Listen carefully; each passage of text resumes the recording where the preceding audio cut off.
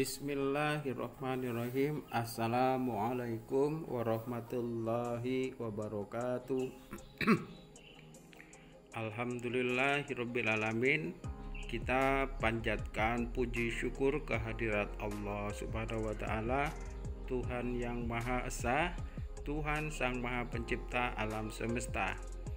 Kenapa? Karena pada hari ini, pagi ini, kita senantiasa tetap dalam lindungannya, dalam petunjuknya, serta tetap sehat walafiat.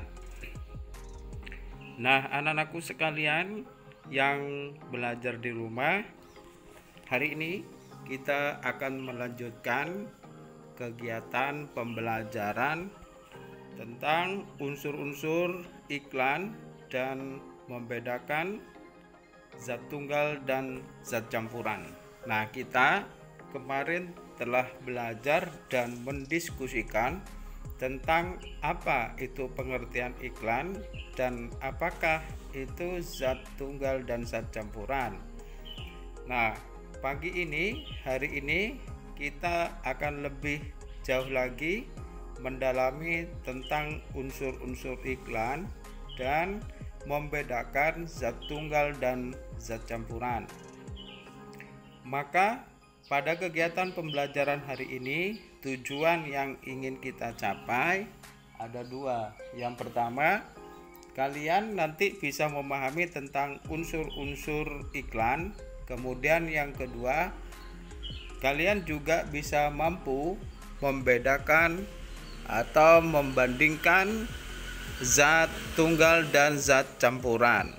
Nah, sebagaimana kemarin yang kita contohkan, bahwa iklan itu ditampilkan semenarik mungkin dengan tujuan-tujuan promosi, dengan tujuan-tujuan agar mendapatkan layanan, agar mendapatkan perhatian dari publik, ya, dari masyarakat umum. Nah, coba pada layar ini, layar presentasi, kita perhatikan tentang seseorang yang bernama Udin yang sedang mengamati iklan itu di koran. Nah, ya, coba perhatikan gambar ini dengan saksama. Udin mengamati iklan produk minuman dalam media cetak. Dia menyukai gambar dalam iklan. Udin merasa bahwa gambar dalam iklan itu bagus sekali, ya. Selain gambar, Udin juga mengamati tulisan dalam iklan serta isi dari tulisan tersebut. Nah, oleh karena itu sebenarnya apa saja yang harus masuk menjadi unsur-unsur iklan itu? Agar iklan itu laris, menarik, kemudian mencerminkan produk yang akan dipasarkan, maka harus memenuhi kriteria unsur-unsur iklan yang tepat. Apakah iklan itu harus menarik sehingga banyak orang yang membeli produknya? Ayo kita pelajari. Bukankah kalian juga sering menyaksikan atau menonton televisi? Nah, bukankah di televisi itu juga ada iklan-iklan dalam bentuk video iklan? Pernahkah kalian membaca koran atau media cetak? Bukankah di situ juga banyak iklan-iklan yang ditawarkan, yang ditampilkan dalam media cetak itu? Ayo kita belajar hari ini. Nah, anak-anak sekalian yang berbahagia di rumah, bahwa iklan itu merupakan pemberitahuan mengenai suatu barang atau jasa kepada masyarakat umum. Pemberitahuan ini dilakukan agar semua orang tertarik untuk membeli dan menggunakan barang dan jasa yang ditawarkan. Siapa yang menawarkan? Ya, orang yang mengiklankan. Nah, itu ya. Jadi, iklan dapat disampaikan melalui media cetak, contohnya surat kabar, ya koran, ya majalah dan seterusnya. Kemudian media audio melalui voice, melalui radio dan lain sebagainya. Kemudian juga melalui media elektronik, misalnya di televisi, di YouTube dan lain sebagainya. Nah, mari kita pahami di sini dulu agar kita lebih memahami apa yang harus ada unsur-unsurnya dalam iklan itu sehingga iklan itu menjadi menarik ya. Iklan memiliki beberapa unsur, yakni yang pertama nama produk, nama produk. Jadi kalau kita mau membuat iklan, di situ jelas harus ada nama produknya. Seperti yang diiklankan pada pembelajaran sebelumnya adalah mesin cuci dengan merek Ersi. Berarti produknya itu berupa mesin cuci. Kemudian gambar dalam iklan itu harus menarik ya. Jadi menarik di sini enak dipandang, warnanya jelas, serasi, kemudian proporsional, kemudian terlihat bahwa warna-warnanya itu betul-betul wow, memukau ya.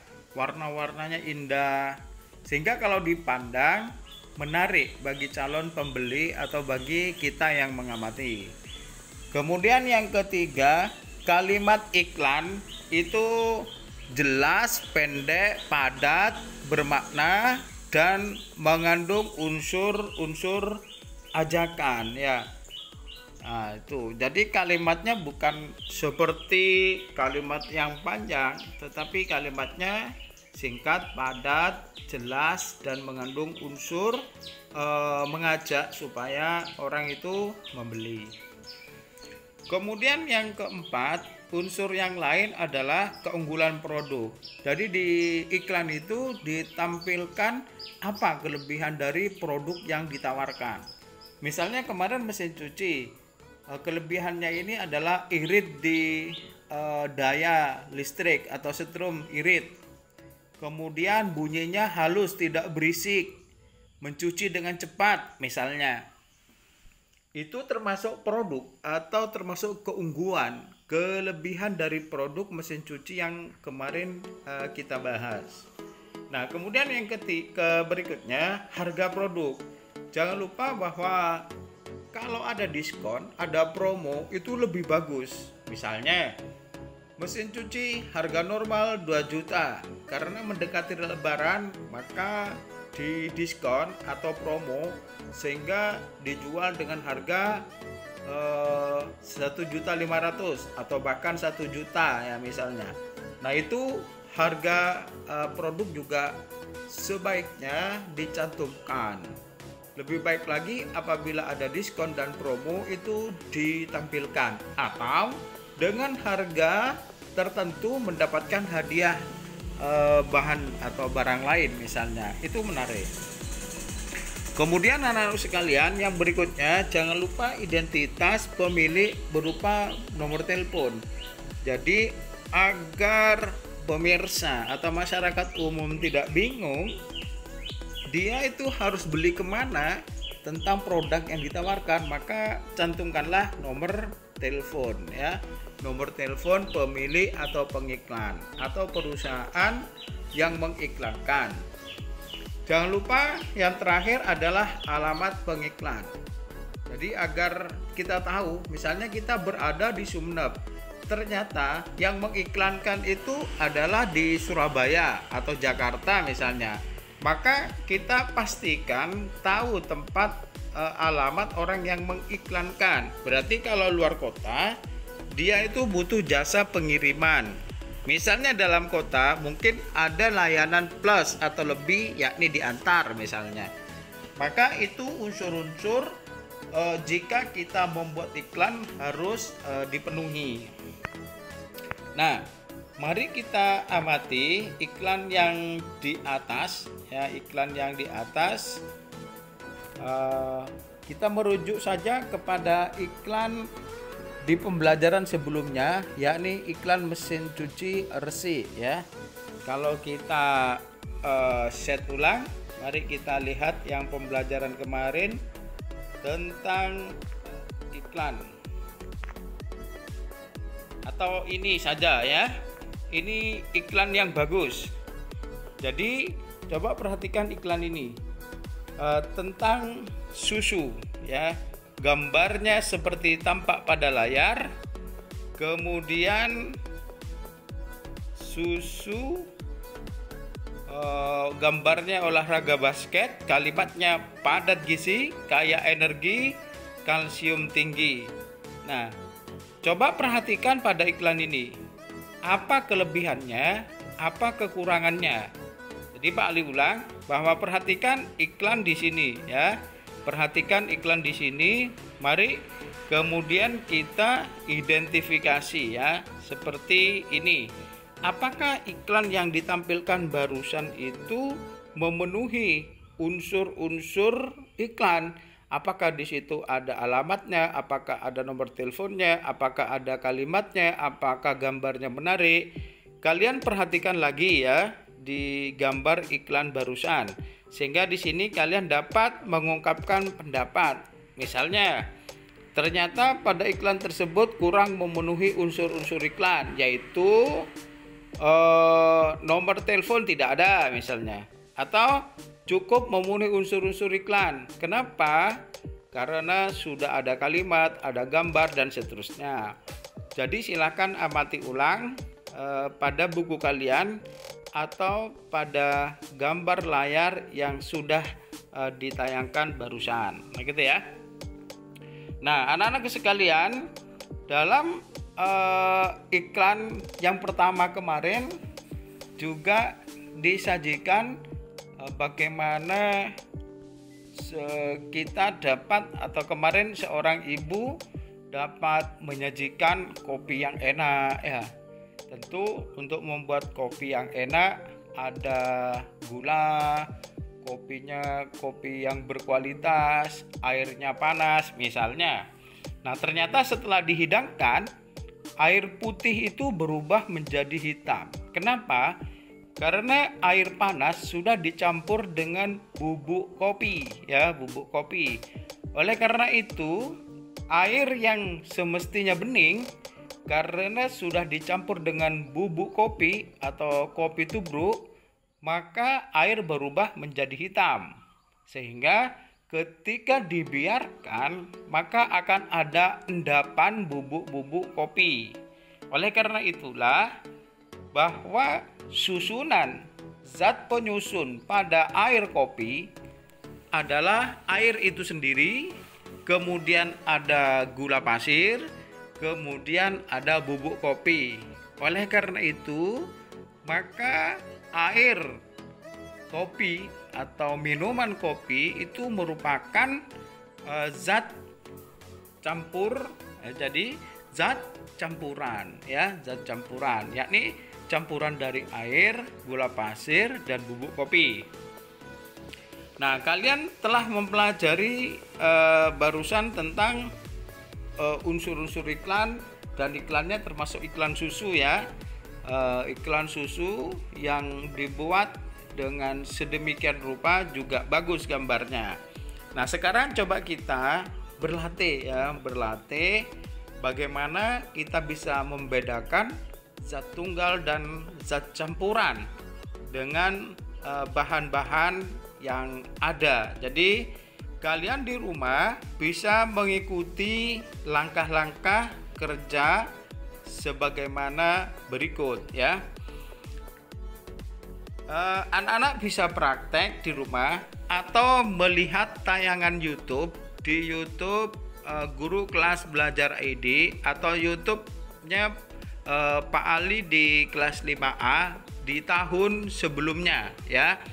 Jadi pada tahun sebelumnya kakak kelas kalian melakukan praktek tentang membedakan zat tunggal dan zat campuran. Jadi kalian bisa menonton ulang di YouTube Pak Ali tentang praktek membedakan zat tunggal dan zat campuran.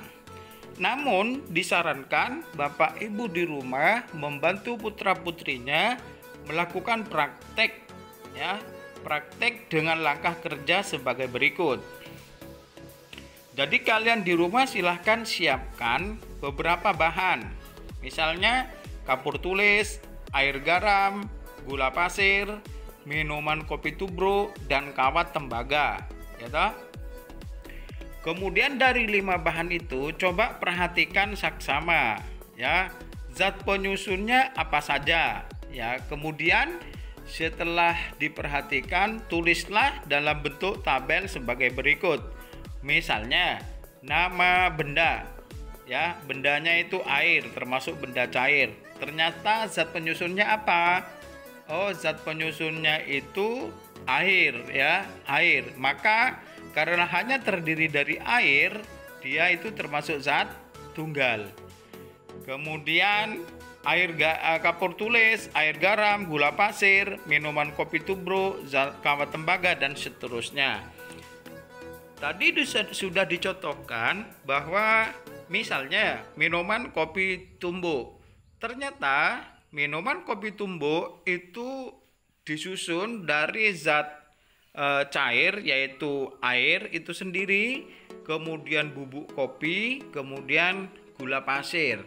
Berarti minuman kopi tumbuk itu termasuk zat campuran. Nah itu ya. Jadi demikian ketika anak-anak di rumah sudah mencoba melakukan dengan menyiapkan bahan-bahan, atau pilihannya adalah menyaksikan video presentasi kakak kelas kalian tahun kemarin tentang bagaimana membedakan zat tunggal dan zat campuran. Jika sudah itu dilakukan, maka lengkapilah tabel tabel pengamatan seperti tampak pada layar ini.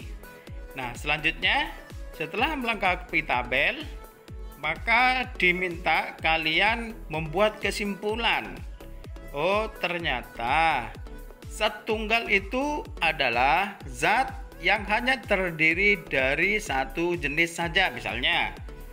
Atau zat tunggal, contoh zat tunggal yaitu air misalnya, atau gula pasir saja misalnya.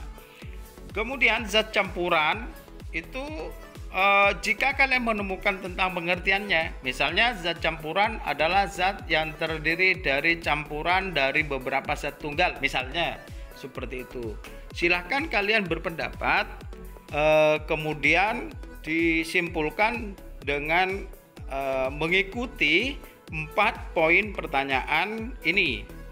Kemudian contoh zat campuran, misalnya tadi air kopi tubruk yang manis, berarti ia merupakan campuran dari air, gula pasir, dan kopi tubruk. Nah, Bapak Ibu sekalian yang kita hormati di rumah, dimohon untuk membantu putra-putrinya belajar dan melakukan praktikum atau mengikuti atau melihat dan menonton video-video presentasi dari kakak-kakak kelasnya. Mari kita perhatikan tentang manfaat air.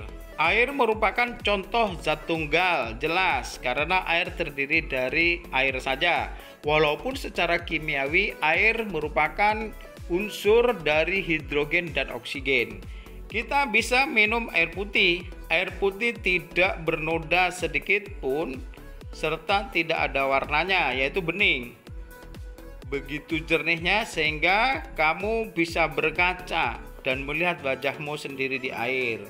Air yang murni dari air yang terdiri atas satu jenis materi saja sebagai penyusunnya. Air sangat dibutuhkan oleh manusia dalam kehidupan sehari-hari.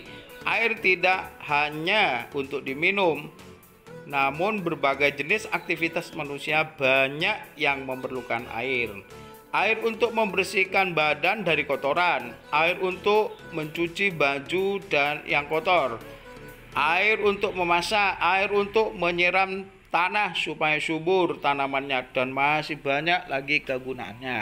Nah, itulah tentang air. Jadi demikian kegiatan pembelajaran melalui video presentasi ini. Jadi harapannya kalian benar-benar bisa menyewa dari awal sampai akhir, serta melakukan apa yang perlu dilakukan dengan pilihan-pilihan yang sudah disampaikan ya. Lakukan yang termudah. Jangan lupa tetap menjaga kesehatan, prokes, dan menggunakan masker ketika keluar dari rumah.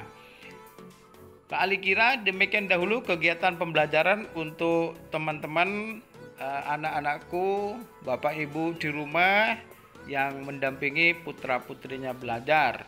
Sekian dahulu dari kegiatan pembelajaran hari ini. Pak Ali akhiri. Assalamualaikum warahmatullahi wabarakatuh.